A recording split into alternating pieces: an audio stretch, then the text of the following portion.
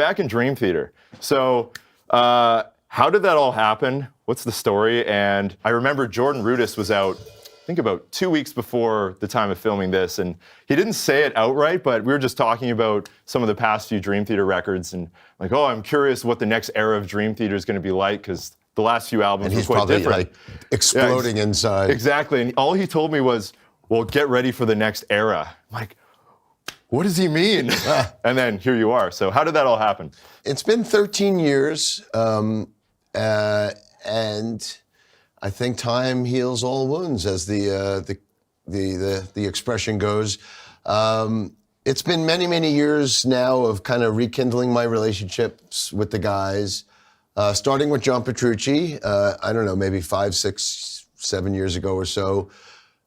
We just reconnected. Our families, his wife and my wife were in a band together even before, we knew our wives. Yeah. Our kids have grown up together. My daughter and John Petrucci's daughter shared an apartment together in New York for the last 5 years. Nice.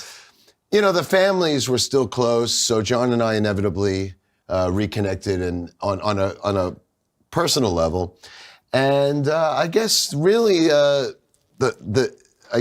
really started to gain some traction during COVID lockdown, because I couldn't tour and Dream Theater couldn't tour. So John decided he wanted to do a solo album, and he asked me to play on it. So that was the first step, I guess, in this direction. So I played on John's solo album, and then a few months later, we did an LTE album with John and Jordan. So that brought 3 of us back together. And then the following year, I ended up doing John's solo tour, and our wives' bands were opening for us, so we had the wives out with us. And so it just seemed like it was all starting to come together on a personal level, and then the musical level as well. And then I think the final piece was me reconnecting with James LaBrie, because James and I hadn't spoken for over a decade. And, I went to see Dream Theater play in New York, I guess around 2022. And that was my first time seeing James in over a decade. Wow. And literally, I'm not exaggerating, within 5 seconds of seeing each other, it was hugs, kisses, and it was like any of the drama and bullshit that happened during all of those years of the split, it just melted away immediately. And, with James and I buddying up again, it kind of just, it began to seem like an inevitability.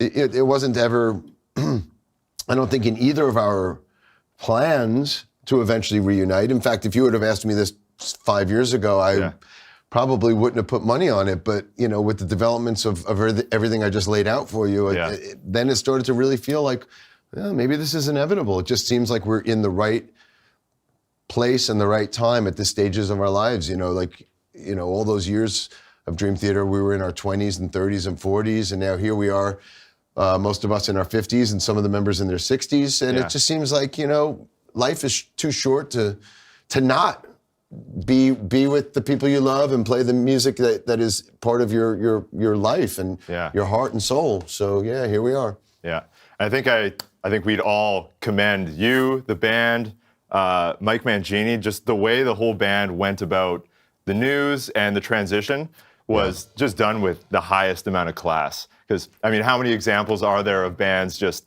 blowing up and this member saying whatever, and Mike's statement, your statement, and the way it was all handled was just like top notch. I agree. So, it was nice to see something like this happen with taking the high road and class and grace and dignity, and not, war of words and drama and BS.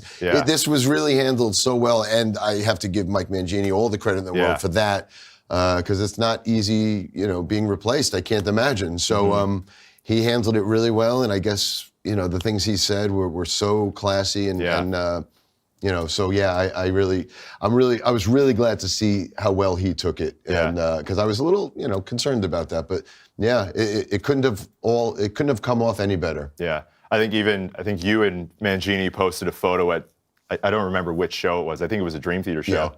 And I just remember seeing the comments being like, just everyone's so stoked that you guys got along, and it looked like you guys were both stoked for each other. Well, So, I it's was great. friends with him before he even knew any of the guys in Dream Theater. You Yeah. know, he and I were friends in the 90s when he Yeah. was still playing in Extreme and stuff like that, and we would do clinics together and stuff. So, yeah, he's he's an old friend, and I could never get mad at the guy for taking the gig. I mean, how could you not? You Yeah. know, it was a great opportunity and a great gig. So it was nice when all those resentments and all that stuff melted away, because Yeah. it was a tough couple of years in the start of the split.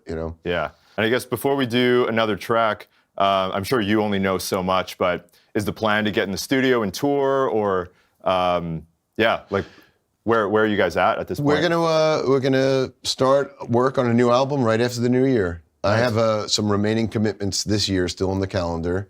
I'm about to leave for Japan with the Winery Dogs, as you mentioned, and Yeah. I have a gig with Metal Allegiance in January, and I have some gigs with Flying Colors in March.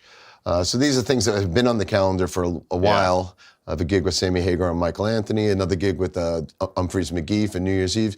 So I'm going to finish out those commitments, but pretty much after the new year, the focus for me is going to be Dream Theater, and we're going to move into the studio and start work on a new album. And it remains to be seen where and when the first gig or gigs will be, but Yeah.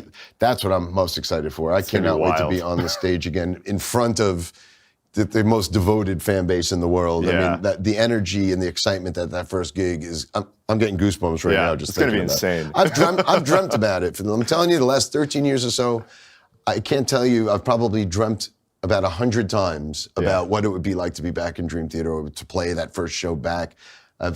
So it's going to be amazing to finally actually do it. Love it, man. Well, let's jump into another track. We're going to go back to the second record, Under a Glass Moon from Images. All right. Let's do I it. haven't played this in a long time. Or playing any of these songs, it's weird because I haven't played them in forever. Yeah. And to be honest, I haven't listened to them in forever, because for those 13 years, listening to Dream Theater was a little difficult for me, to be honest. It kind of broke my heart. So I haven't played or listened to these songs in forever. And now it's nice. I can actually listen to it again and enjoy it again. And the tracks I've been playing for you guys here at Drumeo, it's like riding a bicycle. It's like it's in there for life.